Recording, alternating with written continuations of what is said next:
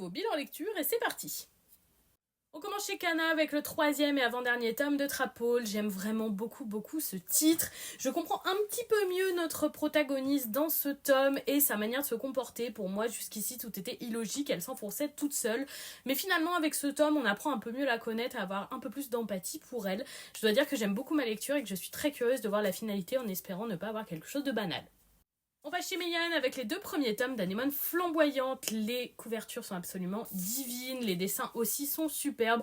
Malheureusement, l'histoire est un petit peu trop banale à mon goût. Je pense que j'ai finalement beaucoup de mal avec les Yuri, j'essaye de m'y mettre, mais c'est toujours aussi difficile pour moi d'accrocher un titre et celui-là ne fait pas exception. Je n'accroche pas à nos personnages ni à l'intrigue qui est assez uniquement basée sur la romance, qui est un peu dommage.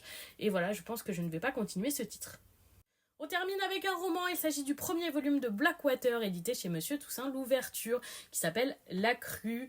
Le travail éditorial sur la couverture de ce titre est absolument sublime, c'est tellement joli. Par contre, pour le contenu, je ne suis pas convaincue, je l'avoue. C'est un titre en 6 tomes et je vais m'arrêter à ce premier qui n'a pas su me donner envie de lire la suite. L'univers est très intéressant, l'époque choisie aussi, je n'accroche pas à nos personnages. J'ai l'impression que notre auteur met des choses en place et les oublie aussi vite. Je ne vois pas où il va en venir et c'est dommage, mais je ne continuerai pas. Et voilà pour ce bilan lecture, dites-moi si vous avez lu ces titres.